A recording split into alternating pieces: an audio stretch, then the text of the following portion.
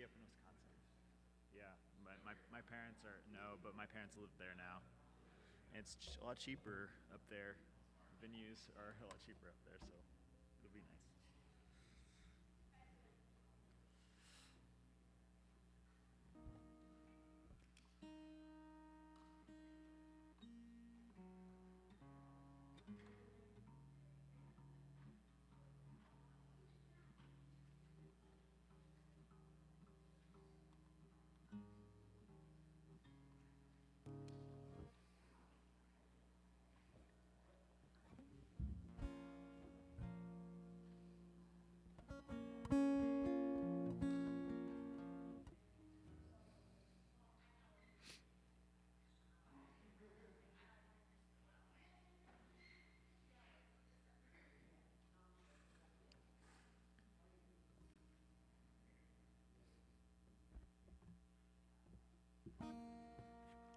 All right.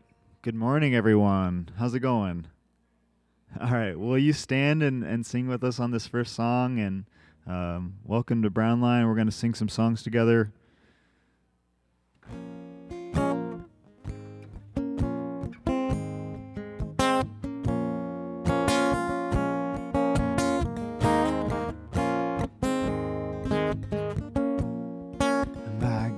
My God, where I go, glory, where I reap and where I sow, glory.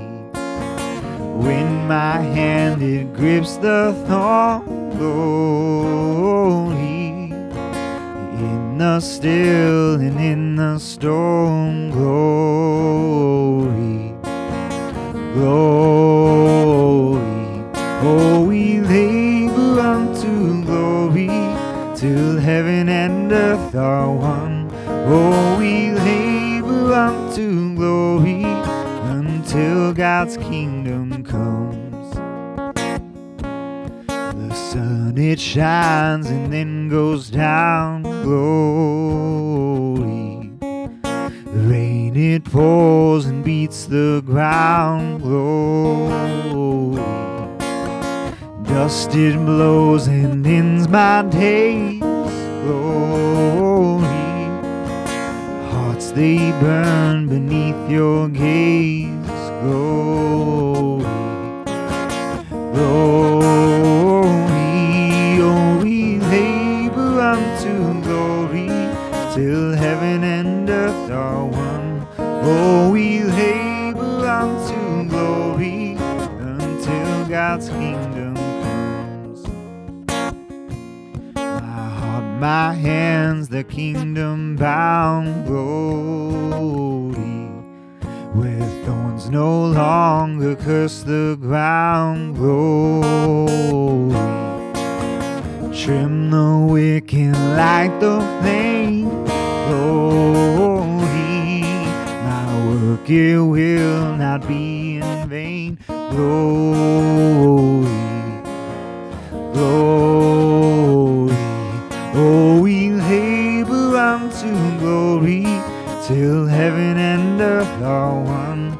Oh, we labor unto glory, until God's kingdom comes, until God's kingdom comes, until God's kingdom comes.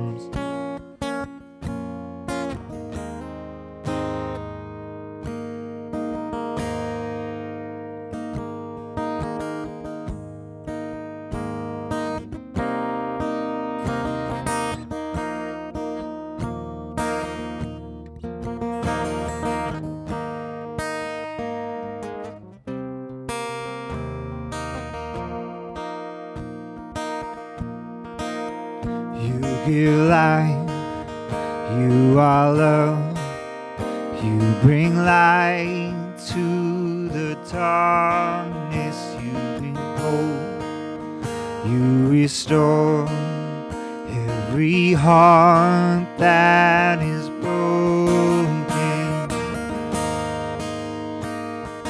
Great are you, Lord. Sing that again. You give life. You give life, you are love, bring light to the darkness. You give hope. You restore every heart that is broken. Great are you, Lord. It's your breath in our lungs, so we pour out our praise. We pour out our praise. It's your breath in our lungs, so we pour out our praise to only.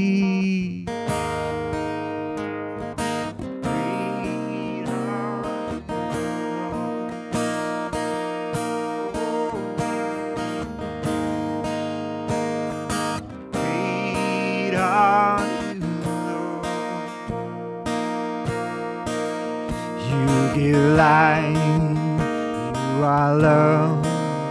You bring light to the darkness. You give hope. You restore every heart that is broken. Great are you, Lord.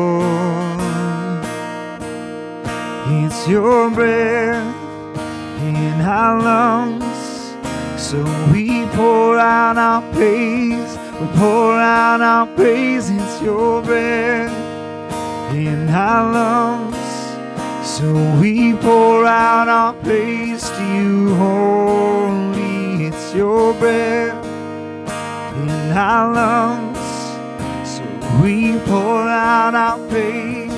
Pour out our praise. It's your breath in our lungs, so we pour out our praise to you, holy.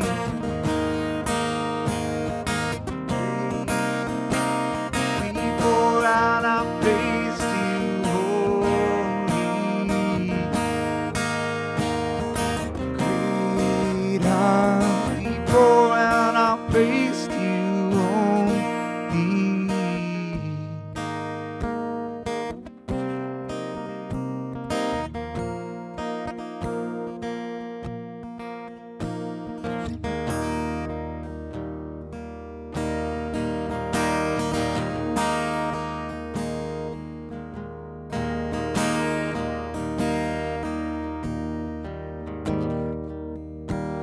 And all the earth will shout your praise. Our hearts will cry. These bones will sing. Great are you, Lord. And all the earth will shout your praise. Our hearts will cry. These bones will sing. Great are you, Lord. All the earth will shout your praise. The hearts will cry. These bones will sing. Great are you, Lord. It's your breath in our lungs, so we pour out our praise. We pour out our praise. It's your breath in our lungs, so we pour out our praise to you, holy. It's your breath in our lungs, so we pour out our praise. Pour out our praise. It's your breath in our lungs, so we pour out our praise to you, holy.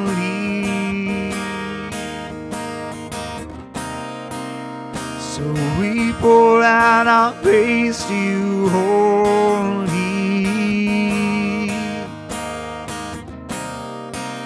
So we pour out our praise to you, holy.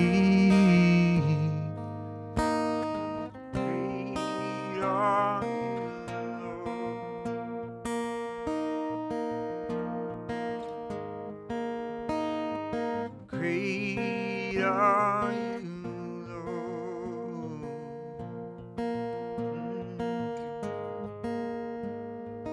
Great are you, Lord.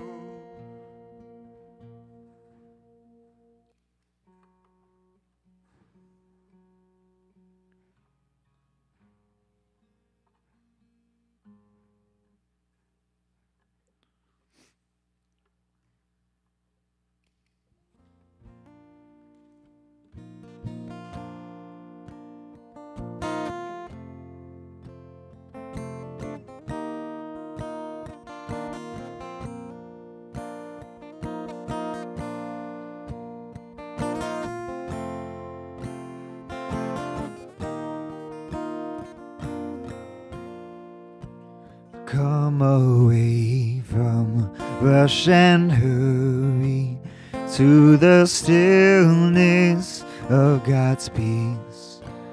From our vain ambitions worry, come to Christ and find release. Come away from noise and clamor, life's demands and frenzied pace. Come to join the people gathered here to seek and find God's face.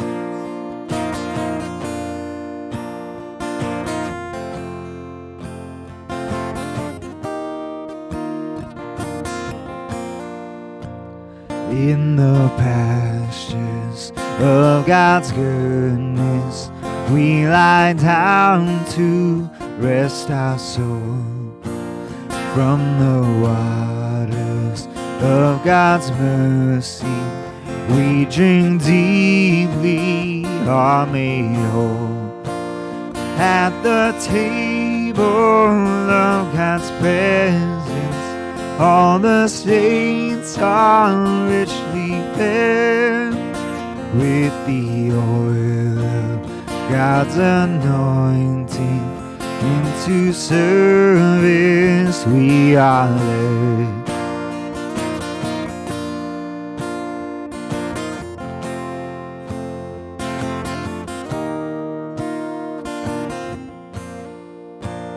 Come then, children, with your burdens, life's confusions, fears and pain. Leave them at the cross of Jesus. Take and stand His kingdom's reign. Bring your thirst, for He will quench them. He alone will satisfy all our longings. Find attainment when to serve we gladly die. Bring your thirst, for He will quench them. He alone will satisfy all our longings.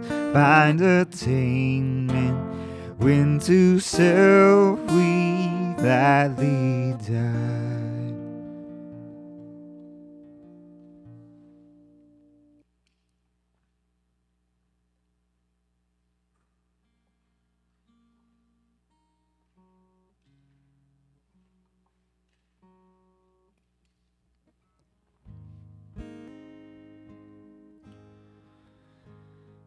I don't think we've sung this one before. It's called Open Up, and so I'm going to teach the chorus real quick. So if we can flash over to the chorus lyrics, we'll sing that together, and then you'll know that part at least.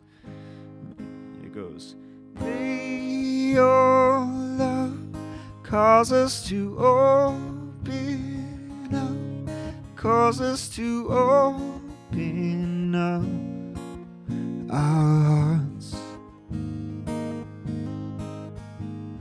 May your light cause us to shine so bright that we bring hope into the dark. Can you sing that with me? May your cause us to open up, cause us to open up our hearts. May your light cause us to shine so bright that we bring hope into the dark. You heard the cry of our heart,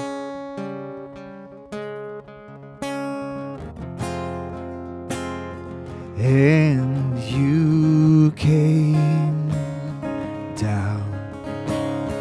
Freely you gave us your love.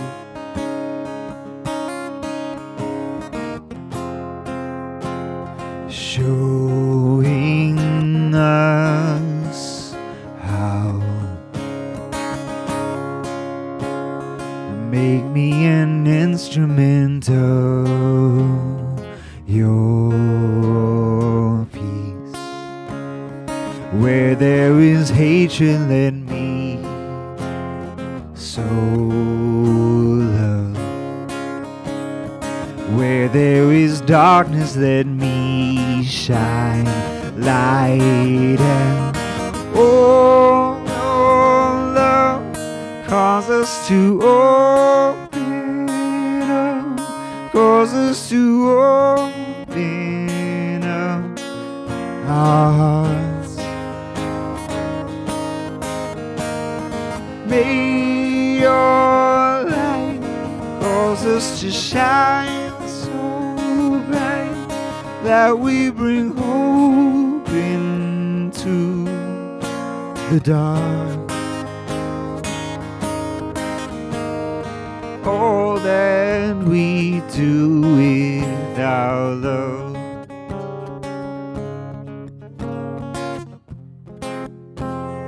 it means nothing. Grant us the courage to give.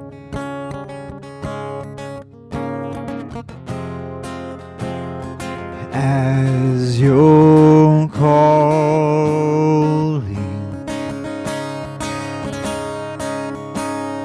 make me an instrument of your peace.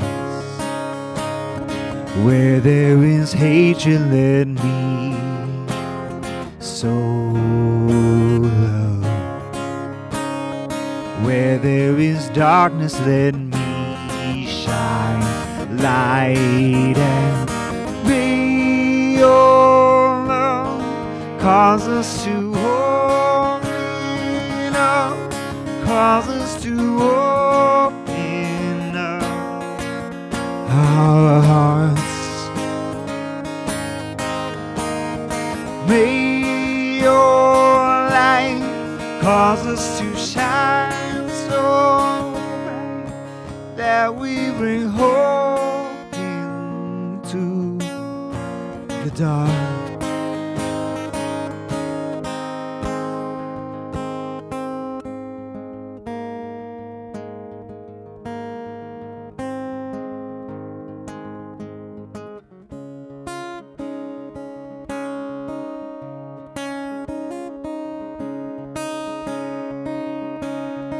Hope for the hopeless, your love is.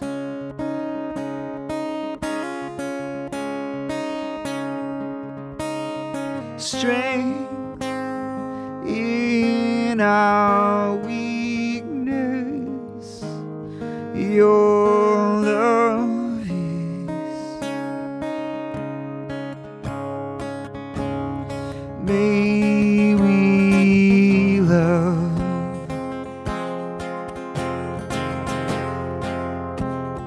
as you love. Sing hope for the hopeless. Hope for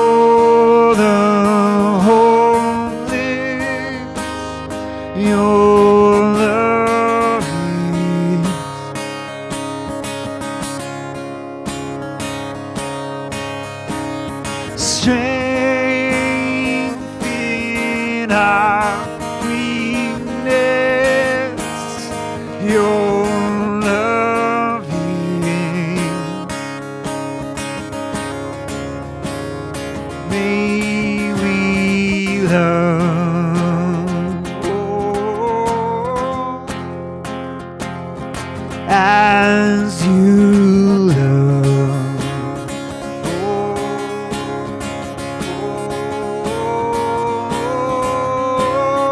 May your love cause us to open up, cause us to open up our hearts.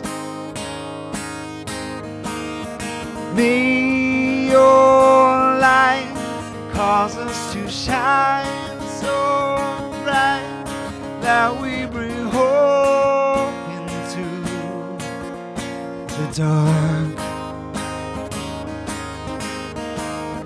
May your love cause us to open up, cause us to open up our hearts. May your light cause us to shine so bright that we bring hope into the dark.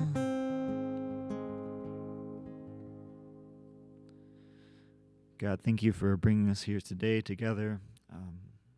We ask that you would bring us a peace and a love, but that it isn't just to stop there, that it would fill us up so much that we would be overflowing and open, that our seeking you should cause us to open up, not to close in, but to open up the doors, and to that it would be something so good that we would be doing here, that in finding and seeking, that we would just want to share it with everyone, and expand and reach out and reach more people, and open up our hearts to people that we might be closed off to people that it might be easier to stay away from or to ignore, that we would be more expansive with our love. So help us, God, to do that as you so freely did. May we open up our hearts, God. We thank you for the opportunity to be here today together and to sing songs and to figure out how to be a church together, and ask that you would just guide us as we do that. We thank you for everything you've given us, and we pray that all these things in your name. Amen.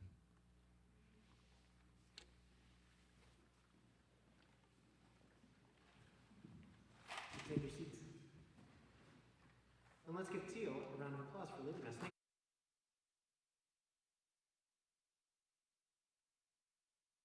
Appreciate you. Good morning, everybody. My name is Vince. I'm one of the pastors here. If I've not met you and you're here in the theater, hopefully I get a chance to meet you at some point, or if you're watching online, hopefully I get a chance to share an email with you at some point and meet you that way. I'm going to wear a mask today because I was exposed to COVID this week, so I'm going to do a little extra caution. I hope everybody can hear me. Can everyone hear me okay? Yeah? Thumbs up. Great. That's awesome.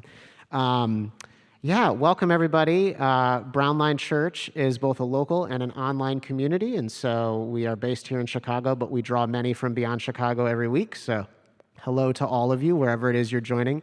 If you want to participate in our live chat for this morning, we'll put a QR code up on the screen that you can follow with your phone to the free app Discord, and you can participate that way. We will use that a little bit later for our special annual meeting today. So if you want to load that up, you can. I'll mention, as we do every week, we're so glad to be with you if you are new or newer.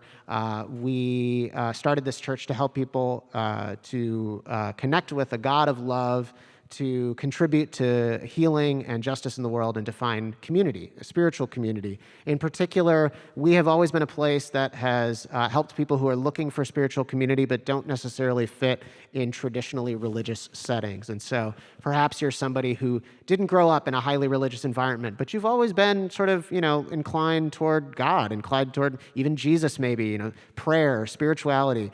that tends to be folks who do really well with us. Or perhaps you're somebody who did grow up or spend a great deal of time in a highly religious environment, and choosing to leave that has been growth for you. Those folks also tend to do really well with Brownline Church. So if that's you especially, we do hope that we can get to know your story, and you can add your story to the pile of stories that is this church. We'll certainly have plenty of chance to talk a little bit about that today. We have a slightly different order of service today, and you can see I have chairs laid out for me here because we're going to have our annual meeting this morning instead of a message. Before we get into that, I will mention that the kids in the church right now, anyone from 3 through elementary age, if y'all would like your own space today, we have the opportunity for that. So Miss Abby and Miss Chloe are going to be in the back today, our volunteers with our kids' church today. And so if parents, if you want to send any of your kids 3 through elementary age with them, you can feel free to do that. And they'll be over in Theater 3 for our service, or during our message, and then they'll come back to join us before the end of service. So that's going on in Theater 3. We will mention we also have Theater 1 still open with our nursery and with simulcast for anybody who is in there, so you can follow along on the service in there for any of our younger infants and toddlers. All right. With that, I'm going to move us in the direction of beginning our meeting for today. So while I do that, can I invite up my fellow Brownline Church Board members? That will be Maria Santillan, Joey Rodill, and Christina and Tommy Culver, and they can join me up here. Come on up, y'all. And let's give these wonderful people a hand while they come up, because they have done a lot of work that is behind the scenes work for the church, and especially in this last year have been involved heavily in behind the scenes work, and I'm really grateful for them. I'll mention our annual meeting is a chance for questions and updates on the business and organization side of running our church. And so you may know the way that we do things here as a church is that rather than lifelong membership based on whether or not you agree with a statement of faith, what we do here is instead every year we ask everyone to re-up on the question, am I invested here? Do I feel like a stakeholder here? And so we will do that as we do every year for our annual meeting today before we're done. But we're also going to do a couple of other things. I'll put an agenda here up on the screen for you. This year we have some very specific orders of business to vote on, which is why these folks are here. They've done a lot of work to help prepare us for this. We don't always have this much official business to conduct at our annual meetings, but this year we do. So bear with us. If you're on our email list, you'll have already heard a little bit about this because we sent some things out in advance last Sunday. So what we're going to do is a good portion of this morning is we're going to explain those things and kind of go over, review what we sent out in email form. We're going to have some Q&A to make sure that everybody feels like they understand, and then we'll carry out our official stakeholder vote. If there's any time left at the end, we will have a general Q&A about the direction of the church or the business of the church, the finances of the church, and that sort of thing, and we'll do our best to make space for that if we can today and answer your questions there. But first things first, I have a quick surprise, actually, for you guys as you've come up here. Haley, can I have your help here with this? So Haley has a gift bag, and in this gift bag, these guys don't know about this, so they're all like, wait, what's going on here? We planned this carefully, and what is Vince doing? I have something for each of you here that I'm going to hand out. You didn't vote on this? No, that's right. This is for Tommy. There we go. All right, this is for Christina. Here we go. Okay. This is for Maria. Here we go. Pass that down to Maria. There we go. And this is for Joey. All right. So everybody gets a mug. You guys have to open yours to see what it is. You guys can see what yours is. Everybody is getting a mug that I thought made me laugh about these four fine individuals. So Joey has a Lego mug because Joey worked for Lego for many years, and I thought this was fun. It actually comes with some like Lego pieces, so you can attach them to your mug if you would like. You're welcome. Christina has a Bob Ross mug, which when it is hot, you get a Bob Ross painting. You're welcome. so glad. Tommy's is really good. It's like a totally nondescript mug, but then when you finish drinking, it says you've been poisoned on the inside. I love it. I think that's great. And then Maria's is very special for her. It says, I've got a spreadsheet for that. Relax, I've got a spreadsheet for that. That is very Maria. So, yay! We're so grateful for them. You're welcome. You're welcome. I wanted to do something special for you guys. So, and now maybe you've gotten a little bit of a picture of their personalities. Like Joey plays with Lego every day. I'm just kidding. You do. Maybe you do. I don't know. Do you play with Lego every day? Well, it's a calendar. See, there we go. See, so now I'm just adding to your Lego paraphernalia. All right. Well, so these folks have talked a ton this past year about internal reorganization. That's been our focus as a church board, and what we've been focused on for the last year. In some ways, this has been in response to our co-founding pastor Kyle's decision to resign last January. In other ways, this has been underway since really the end of 2019, when we first began conversations about exiting our affiliation with Vineyard Churches. And then especially, I think that this has been really cooking in my mind since the summer of 2020, when Kyle and I, as a pastoral staff, took stock during the pandemic, and we drafted a new 5-year plan for the church, which I think really stands, and I perhaps we'll go back to. I have prepared for us, if we have time in Q&A, to return to this idea of Brownline Church in 2025, when we made that 5-year plan. So it's been on the back burner for a while, and it really came to the front burner that we need to do some internal reorganization. So this is all the behind-the-scenes stuff. It's not necessarily what we're doing when we're together at church on Sundays or when people are getting together in smaller groups, but it's just the business side of running this thing that is Brownline Church. And what this has led us to is, in sort of the headline way to talk about this, is that our board feels, and I am very much behind this as co-founding pastor, that we need a maturing of our organization in terms of governance.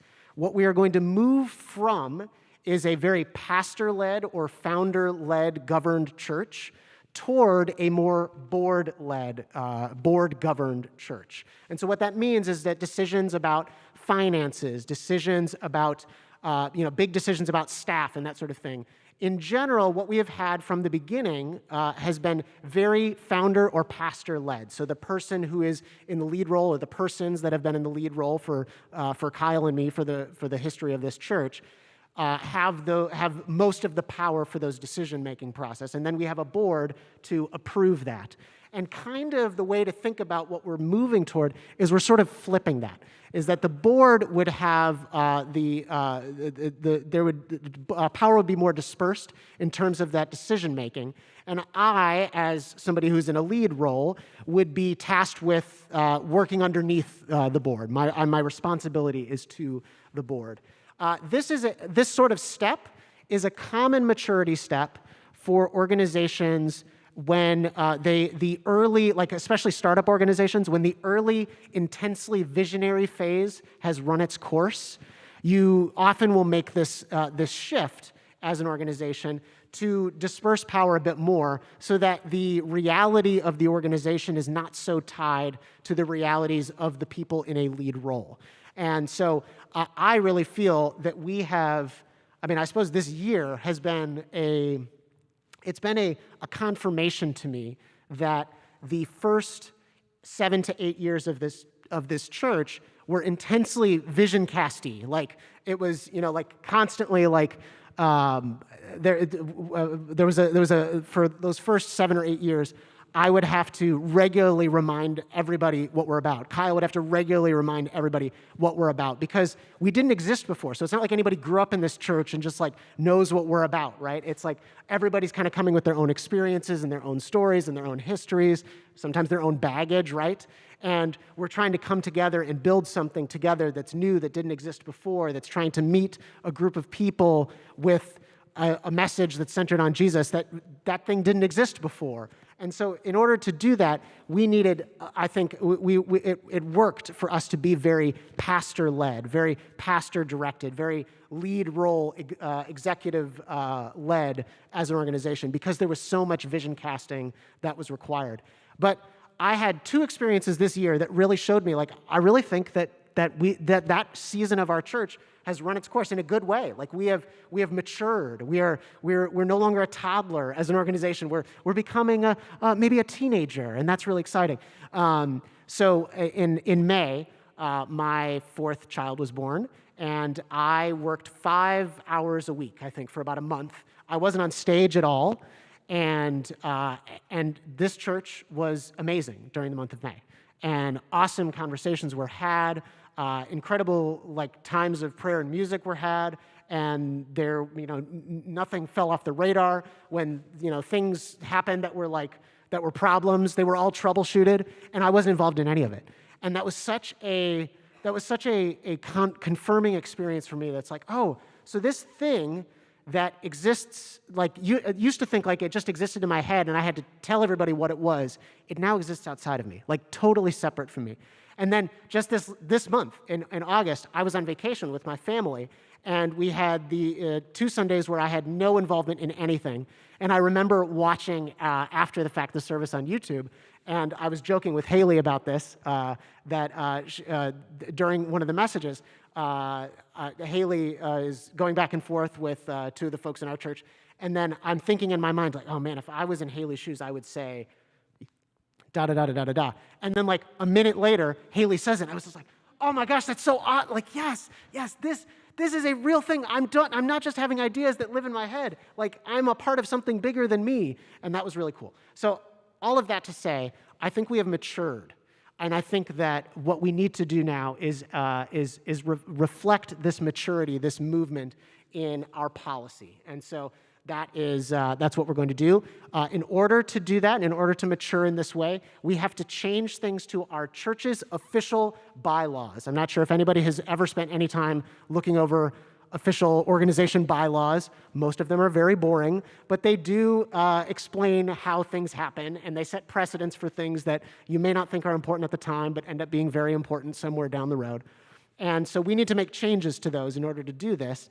And in order to change things in our bylaws, according to our bylaws, our stakeholders must vote to approve with a majority, a vote, that those changes we are all behind as the stakeholders in this thing. So in order to do this, that's what we're going to have to happen now.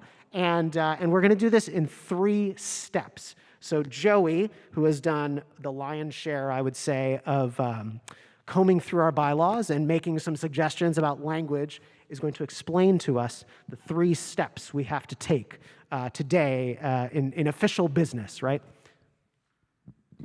All right. Thank you. So the first step, and one thing I do want to add is I know bylaws can be very boring, but if you really dive deep into them, this is showing my nerd side. Go for it. But if you dive really deep into it, you see the living part of your organization.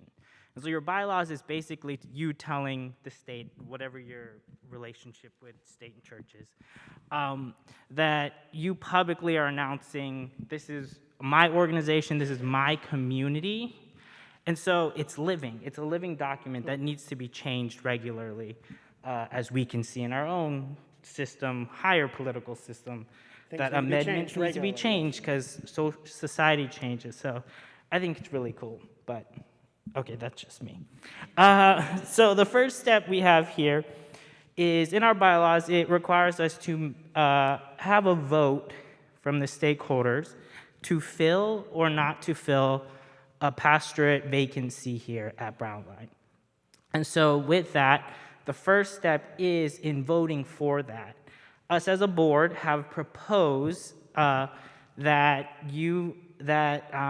not to fill the vacancy of the full-time co-pastor position. One, financially, we're not able to support a full-time pastor at this moment in time today. So financially, that would be unfair to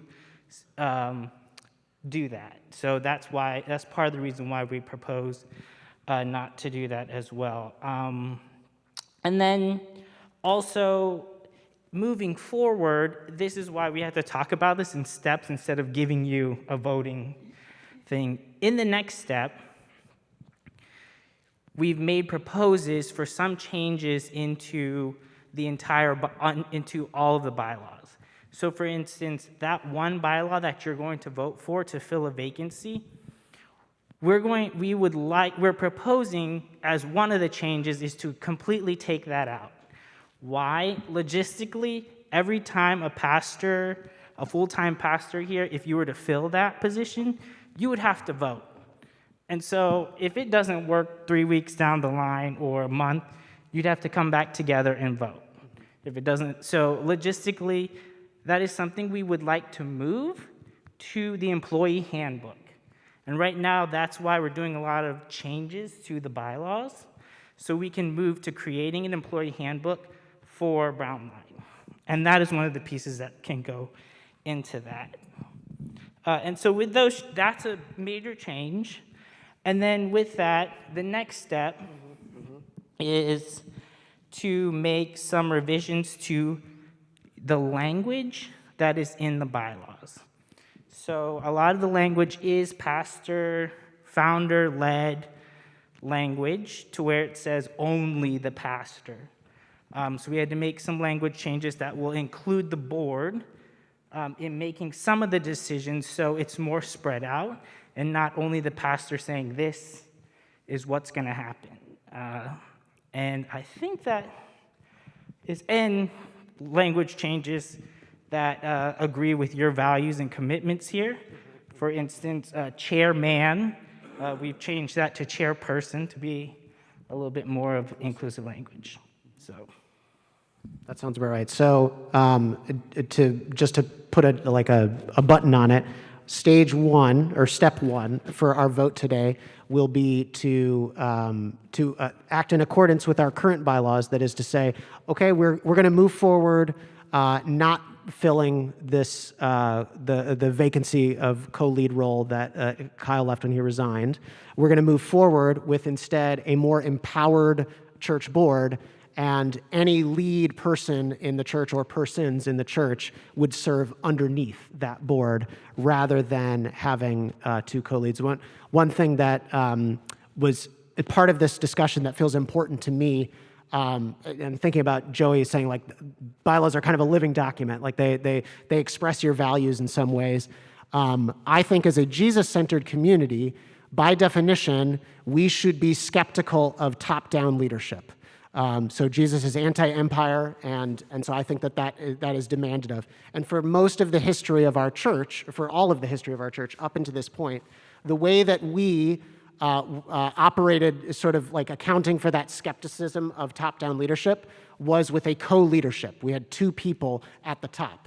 And so I still think that that's a value that matters to us, and the way that we are addressing that now is a different approach. Both approaches have lots of precedent. There are plenty of churches and denominations that are more pastor-led or founder-led. There are lots of churches and denominations that are more board-led. For some examples, what we inherited from the Vineyard when we began our church as a Vineyard church, very founder-led, pastor-led organizations. So in most bylaws written for Vineyard churches, for example, pastors would have a lot of power, lead pastors. Something like the Methodist Church would be on the other side of the spectrum, where like pastors are only, sometimes will be only part of a Methodist church for like a few years, and then they'll move on to the next church. They'll be stationed somewhere else. And so the idea is that the enduring thing for a church is the community of people, and so their representatives, their board, would be the most important decision makers in that community. The pastor just serving there. So we're not moving that far. We're not going to like post me somewhere else in 4 years, but we are moving sort of away from that more pastor-led, and we think we're doing so in a way that still accounts for this idea of like top-down leadership. We are not for that. We need to lead in a more dispersed power way. We're going with this more empowered church board approach. So that's step one. Step two will be to vote on these changes, including even just the thing that we just voted on. And then step three will be to vote for the minor changes in language in terms of making things more inclusive, for example. Anybody have anything to add on any of that stuff? I know that this was largely Joey's project, so that's okay if we don't. Yeah, cool. All right. Do you think we covered everything? Should we open up for Q&A? Okay, cool. So let's open this up for question and hopefully useful response. There are a couple of ways that you can do this. So you can ask questions in Discord if you want to, and I'll be looking at that here on my laptop. We also have a microphone set up over here at the front of this of house right at the end of the aisle, and you can ask a question on there. We would love for you to actually use that microphone to ask the question so that anybody who is watching online can hear the question. So I know it can be easy to just shout it out in the room, but we would love for you to use that if you do have a question in the room.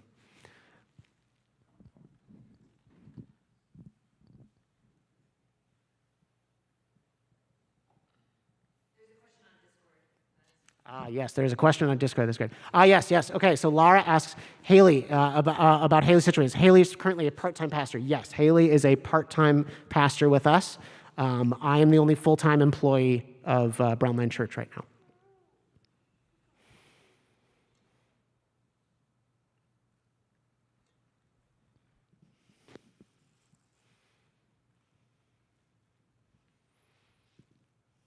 This is the best part. We just sit. It's just great.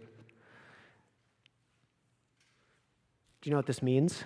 It means that the excellent work that was done in the email that was sent last week was it was either so excellent that people just they had a spiritual experience as they read it, and it was just like, oh my gosh, that's just everything I needed to know. I'm good. Or their eyes glazed over and they've stayed glazed over for 7 days straight. And so it's one of those two things that's happening right now. This is going great.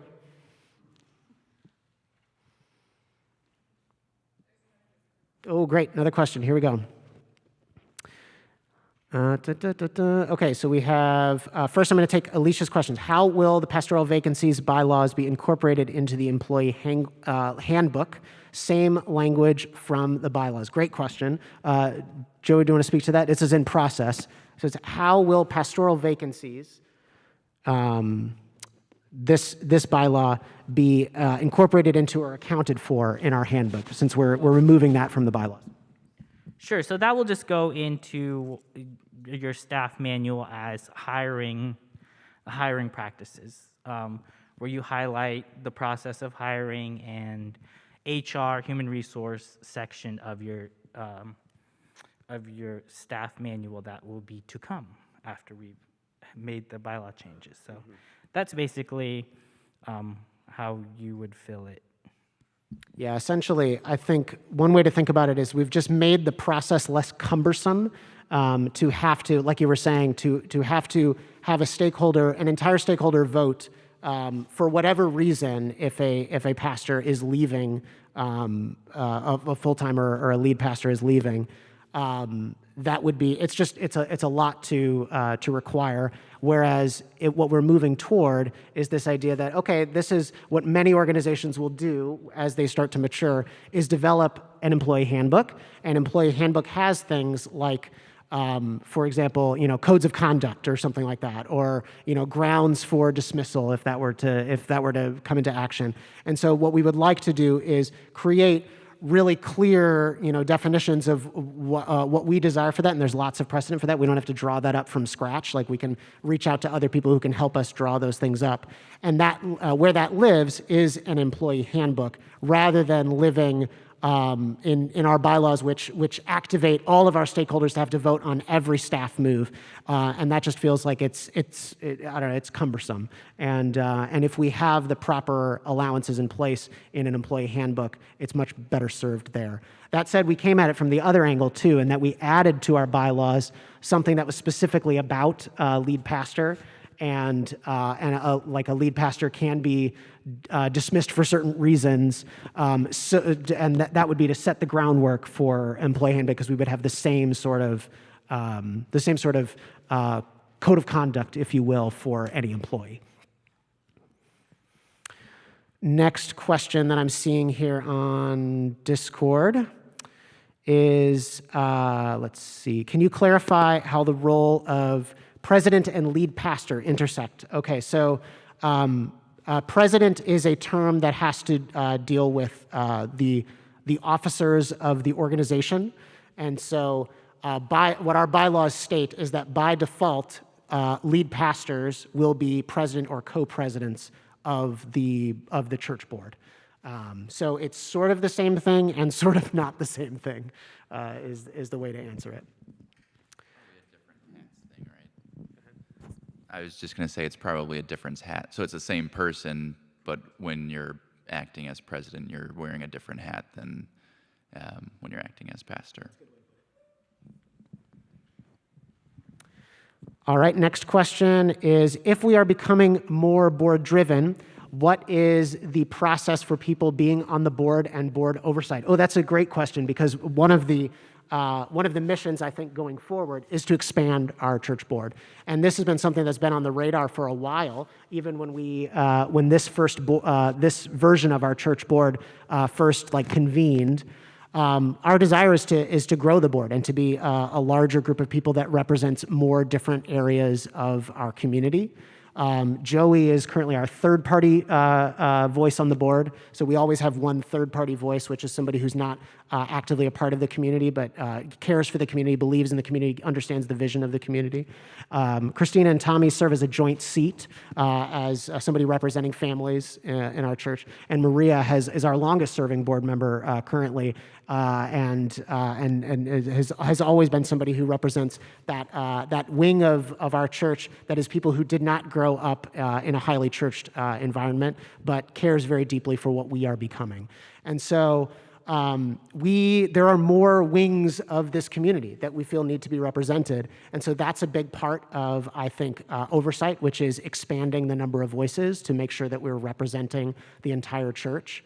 I think the only reason it's got put on the back burner is honestly the pandemic, and then trying to help the Hannah Waltz transition out, and that took a lot of our energy, and so we haven't been able to focus on expanding the board. But that's a big part of what's next.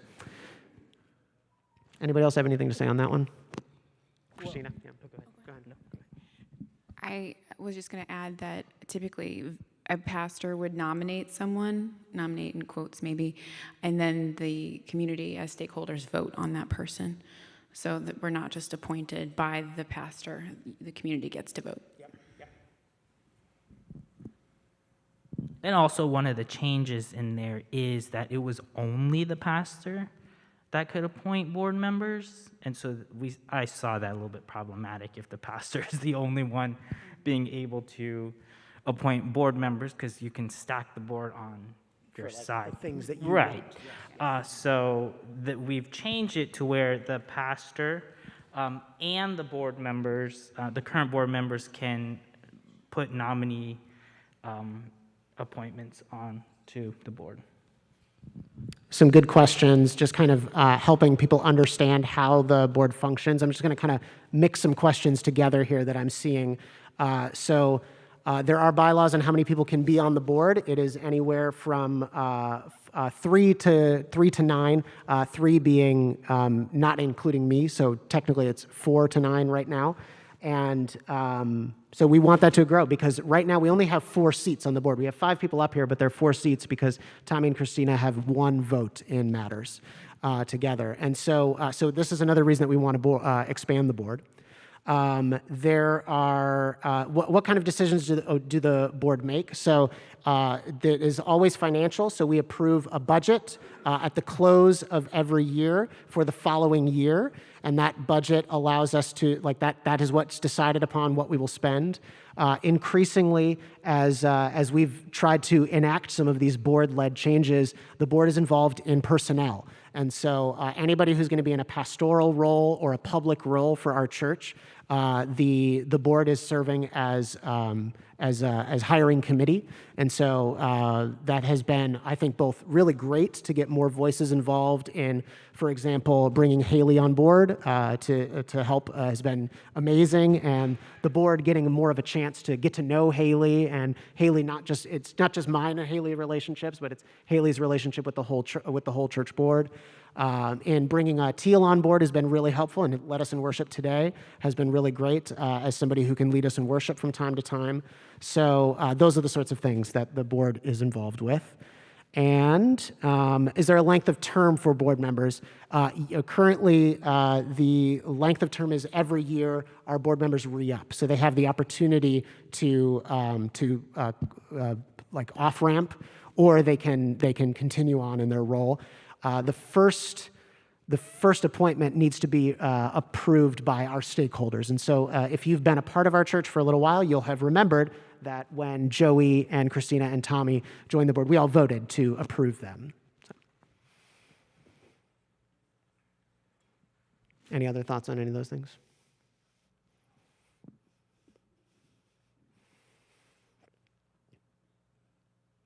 Oh, good. Okay, so more good questions about what is the process and strategy for expanding the board? And if I can actually ask, let's put those on hold for a second. And I want to ask in specific, are there any questions about these three things that we've said that we're going to vote on? So we're going to vote on the vacancy of our co-lead pastorate.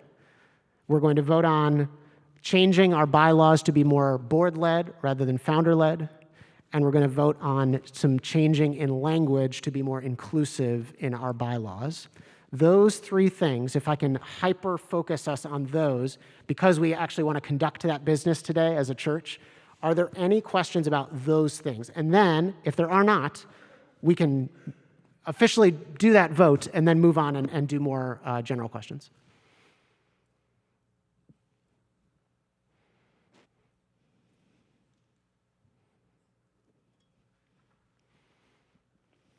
Excellent. Okay, I think that means that we are ready to move forward. So all of the awesome questions that are there that are waiting, we will respond to them in just a moment. But if we can encourage everyone to pull out your phones for a second, whether you are watching online or whether you are here in the theater, because your phones are going to help you vote today. And what I'm going to do is put up on the screen a specific QR code. And this is going to take you to our vote for today. Did I put it up there? I didn't put it up there. My bad. Just a second. There we go. All right. So follow that QR code on your phone. And the first thing it's going to ask you to do is put in your name. What we want everybody to know is that this is your official kind of like, I am listing myself as a stakeholder among the church, so I'd love for you to use your full name so we can distinguish between you and maybe somebody else who has your same name. So put in your full name, and then in a moment, I'm going to move us to our first order of business to vote on. Give everybody a chance to write in their names. We already did this, right? Yeah, we already did this. That's right. Yeah. Okay. Everybody's typing in their name. That's great. Okay, when you're finished typing in your name,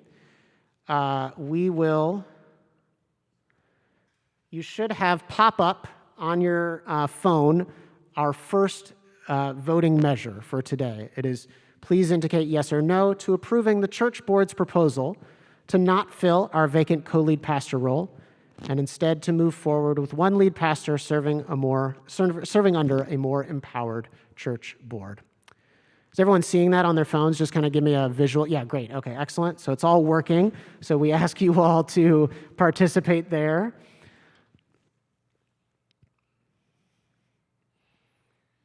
I'll give just one more minute, or maybe not a whole minute, but we're on a delay for our online folks, so they'll probably be voting just a bit after we all will in this room.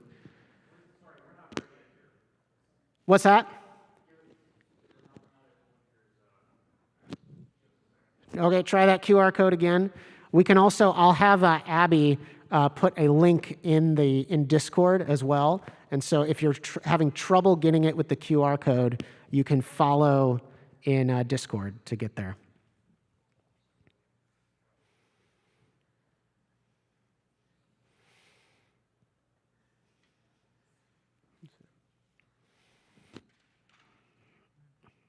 All right.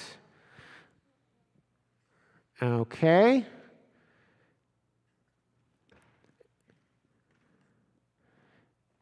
And let me get my have to be able to actually adjust this. There we go. Okay, and so I am looking at the results here, and that measure passes with the majority vote of the stakeholders. We're going to move on to step 2. Now, you should see on your phones now, please indicate yes or no to ratifying the church board's proposed amendments to our bylaws in the spirit of pursuing an organizational structure that is healthier, more accountable, with power more spread out, and more likely to have an impact beyond one generation of leadership. And we'll give, once again, everybody a chance to vote.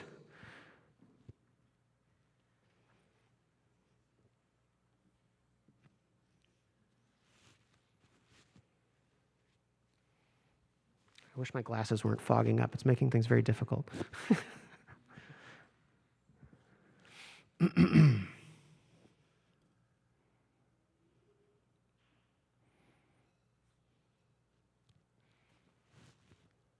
And I'll give just 10 more seconds here.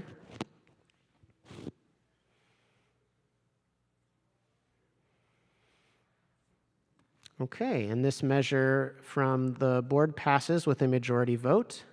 Our final order of business for today, please indicate yes or no to ratifying all other revisions to our bylaws as presented by the church board, i.e.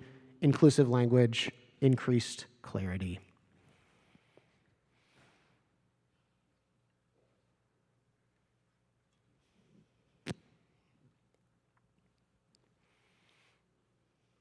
And again, I'll give just 10 more seconds here.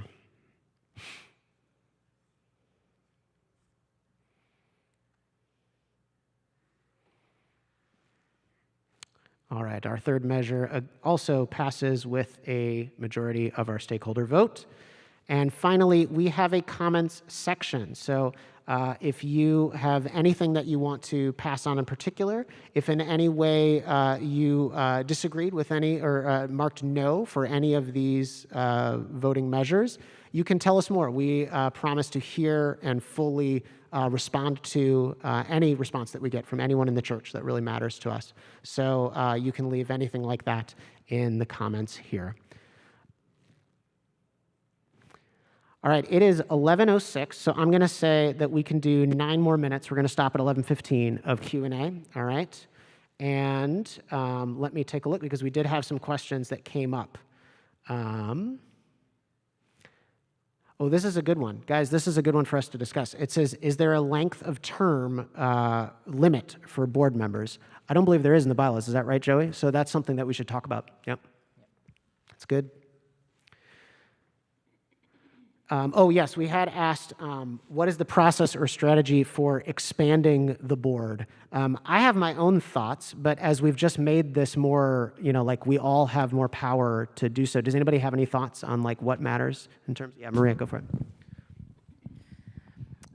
Yeah, I know we still haven't talked about it that thoroughly, but if there are folks that are interested, if you want to learn more, whether you formally, share your interest in nomination or not, I'd say now's the time to reach out to Vince directly, to Haley, or to any members of the church board, today or at some point, and we can start that discussion. But I think as far as the expanding the board, it should be from people who are curious about wanting to have a seat, wanting to share that voice and represent the community. So. Yeah, I mean, number one, I think about people who just like really get in their bones the vision of what we're trying to be, and that's, I think that's not always a given, because our church is really trying to situate ourselves among a population, or like, I don't know, just a conversation in the world about faith and about God and about health and about taking steps forward in life that I think a lot of churches have a very set way to approach, and we are very intentionally trying to approach those questions and those conversations in a different way. So I am looking for people who really get from a bone deep place, people who get the vision of this community. I think that there are certain, there's a couple of like specific for lack of a better word, like skills or like personality traits that I would love to fill out. I think a healthier board could be filled out. So like I'm something that we've had in the past in our church board, but just because it was the right time for people to step off. I'm looking for the chaplain on our board. Do you guys know what I mean by the chaplain? It's the one who steps back and just says, I'm going to pray for us, and it's not going to feel awkward or contrived at all. It's going to feel really powerful and important and like just what we all needed. And I'm still looking for that person, the chaplain on our board. Another thing that I think I've talked about before is like I am not uncomfortable to like grab the microphone and talk, and I think we're looking for other people who can be like, Vince, shut up, I'm gonna talk, and you know let me take the microphone from Vince. Yeah. Yeah, Maria will tell me to shut up. So there's a few like certain roles. I mean, I think, you know, if you have experience doing things like writing employee handbooks or something like that's also that would be really important right now, because that's a next step for us. Sorry, I just wanted to echo that I did not have any experience being on a board when I was approached to consider this. So if you're not sure, or if you don't have the experience, I wouldn't let that stop you. Just think about where you see yourself in this community, and I think that's purpose enough to show your interest. And this has been a learning experience for I don't know how many number of years I've been on this board by now, but wanted to also share that if you don't have to have experience being on a financial board or a board for a nonprofit or another organization to be a value add on this team. Yeah, definitely. Yeah, and one thing, we had to change that bylaw first, which you voted for today, that we couldn't expand the board because only the pastor would be able to send in recommendations or appointments for the board. So that we had to change that in order to start the process of planning to expand the board. So it's those baby steps that we were just taking. Right. A couple other good questions here. Is there a minimum age to be a stakeholder? There's not. We don't have anything in our bylaws. So, you know, stakeholder away, all of our youngins. Another good question is, would we ever go back to a co-lead model if finances supported it? Absolutely, we can see that in our future. We're by no means against it. I think the question before us right now is, how do we continue to hold to that value that we have of, we're skeptical of top-down leadership. I don't think that I would be a good leader. I don't think anyone is, because I'm like fundamentally against it. I think that, again, that's about my Jesus-centered values. And so the right choice, I think, for our church right now is to disperse power more among our board, and then I serve under, like, simple things like, even as we move past this like very vision casty season of life, I think like I need a job description. I don't just like do, you know, like whatever because I'm the lead pastor and you guys trust me. I mean, like, I think you guys do trust me, and I hope everybody in the church trusts me, but like, I think it would be good for me to have something that I actually report to. And that sets us up, like, that's good precedent for the future too. So by no means are we saying that that's like we're sort of, a lot of, I think the voting that we did today was remove the requirement for us to be either a single pastorate or a co-lead pastorate. Vince, can I say something? Yeah. I hope I say this right, but I think what we've learned a lot, and it feels like when things are going well, to take a look at how we do things and to look at them through a lens of skepticism for the future if things are suddenly not going well anymore. It is easier to think about them. We have full faith in Vince, but we also know that the future is unknown. So if we can put policy in place that really supports our church, our pastors, and do it in a way that will allow our community to keep its integrity, I think it's really important that we do that now while things are, you know, going well, if that makes sense. Instead of reacting, we're trying to be proactive. Christine, I wonder if you can keep going on that front, because one question is there language that talks about pastor, staff, or pastor or staff sabbatical time? There isn't in our bylaws, but this is part of a handbook, and it's something that you've been working on, and I'm grateful for. So do you want to speak to that for a second? sabbatical and like pastoral assessment and stuff like that. Yeah. Yeah, so Joey and I together have been working on this about pastoral assessments and what that looks like for someone who's coming in as a full-time pastor for the church, and then what that looks like annually. We want to be able to support our pastors and Haley and any other part-time pastor. It is a very high-stress job. It's a very forward-facing job, and we want to do what we can to support in good times and when there are struggles. So Joey and I are working on that. We've had some help from people in the community, and we're looking into that. We hope to, now that this is over, we hope to make that a priority and really get that in place for our employee handbook. But it is on our mind. Again, we know it's a very high-stress job, and we want to do what we can to support the pastors so they can continue supporting our community. Good. Great, good. Financial question. Is there a goal or a certain amount the church is hoping to reach per month? What does that look like right now? That's a really good question. Let me put something else on the screen here for us. This is our general fund over the last 3 years. And so you can see a general flow to the year that there's a little bit of a bump in donations often early in the year, and we usually associate that with like tax time. Often people will get a tax return and feel like, hey, I'm going to throw a little extra donation my community's way. And then you see a bump in donations at the end of the year, which is often a very generous time for charities and nonprofits, and we experience the benefit of that as well. But you can see, I think one thing to note, and there are so many factors because we're talking about years that involve the pandemic here, but one thing to note is that donations have stayed roughly the same, right? Like there's hardly any difference between those three lines, whether we're talking about 2020, 2021, or where we've been this year. And what that means is we roughly take in somewhere about $10,000 a month as a church. That is enough to accomplish what we have been accomplishing as a church.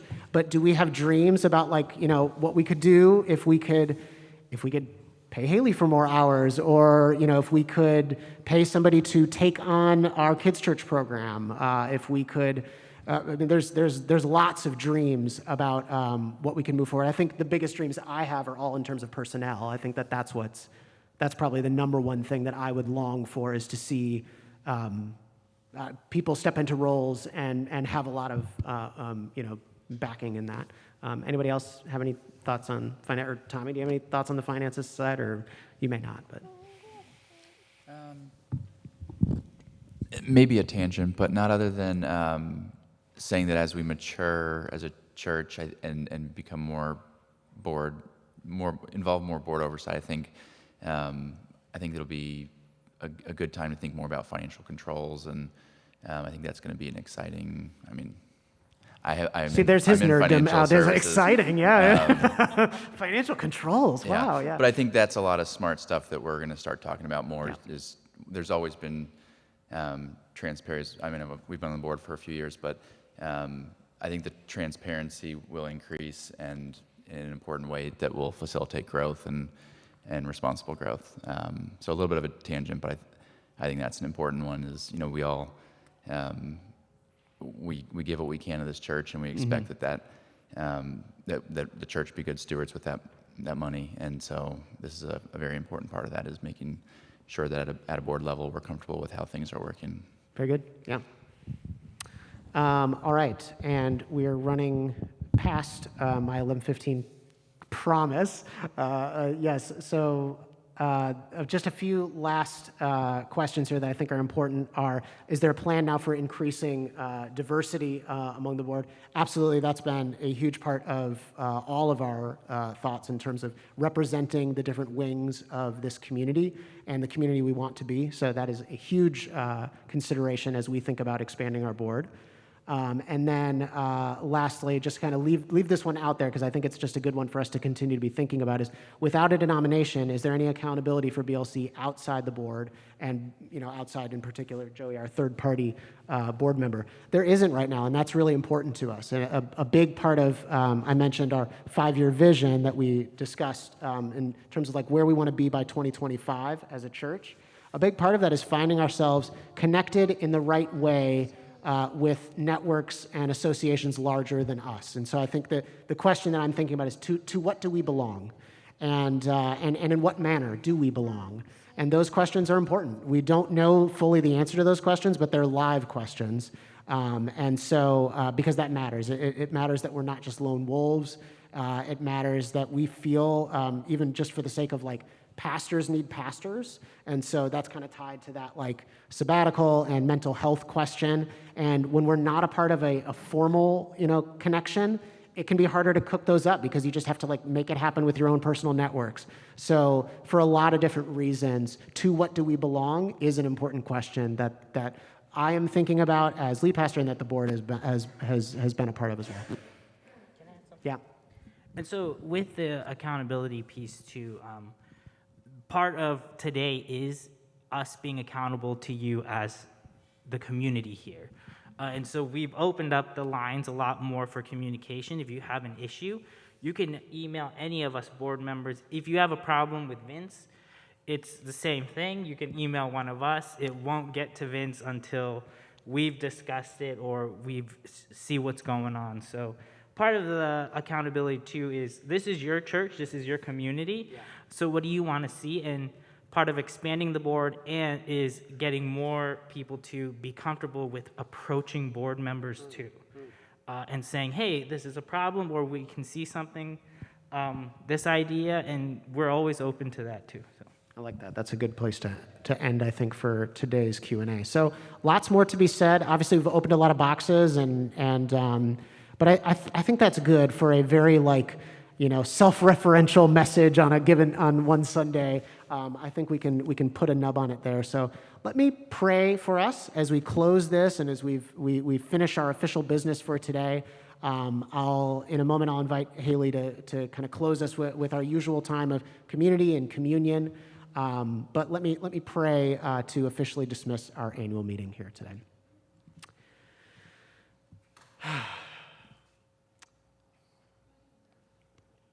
God, I feel grateful for this community, for the way that I have learned by being in this community more about Jesus and about what it means to follow Jesus, about what it means to do so in our neighborhoods, and increasingly in places across the United States that feel like they look to their left and to their right for spiritual community and they don't find it. We feel drawn to being that space that can fill that need for spiritual community. And we want to do so wisely, we want to do so healthily, we want to do so in a way that has a lasting impact, that can benefit from any energy that anyone is offering, but that also is not tied to any one individual's mental health or experience. And we're grateful for, I am grateful for these experiences I've had this year in the month of May and this month that show me that here is this thing that I used to just tell people about, hoping that it would exist someday, and now it does exist, and it's well beyond me. And there are people who are attached to it that have better voices than I do to speak to it and to shape it. And so we pray around these changes that we've enacted for more voices to be present, for more diverse voices to be present, and for more. For all of that to lead to something that lasts a long time in Chicago, and that helps lots of other people along the way in our increasingly internet-connected world. We pray around what is next and the questions that are still open. We pray that you would continue to guide us, God, directing us toward our centerpiece values of living lives like Jesus and showing Jesus to the world. Continue to teach us each day what that means. Amen. All right. Thanks, everybody. Thank you so much for taking a Sunday, suspending our usual time, and engaging in our annual meeting. I'll invite Haley up, who can close us for today in our time of communion, where we can turn to the people next to us and actually interact. So, Haley, please.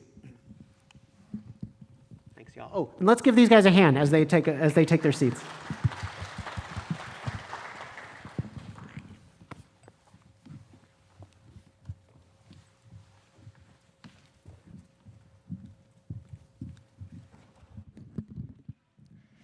Each week, we close our time together with the practice of communion.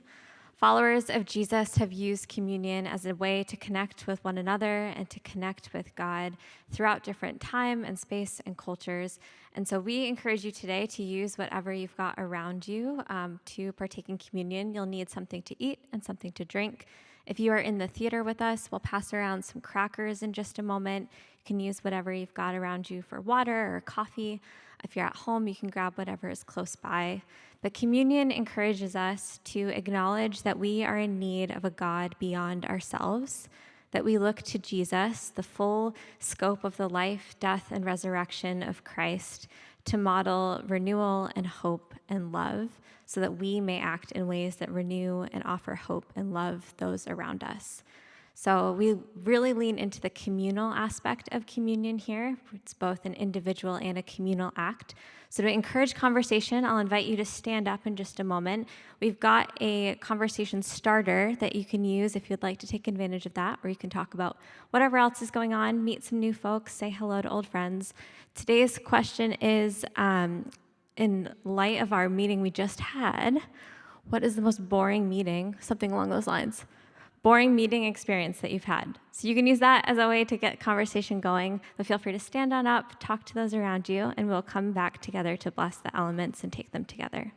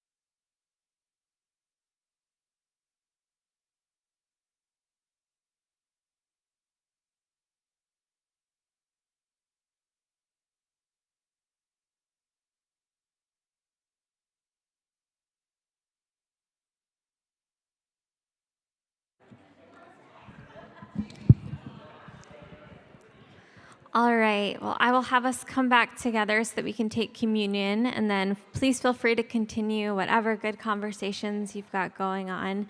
Don't want to interrupt too much. And if you would join me in prayer. On the night that Jesus was betrayed, he shared a meal with his community, and he broke bread, gave thanks, and said, "This is my body that's broken for you. Eat this in remembrance of me."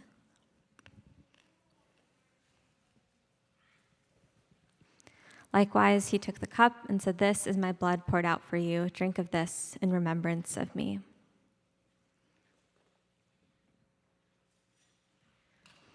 And so, Jesus, we do remember this morning that you are a God that collects us, that you bring us together. God, that together, the more people we have involved, the more clear picture of you we reflect. And so we thank you for an embrace of community this morning, an embrace of community moving forward. We thank you for the gift of gathering that has taken place today and that will continue to take place.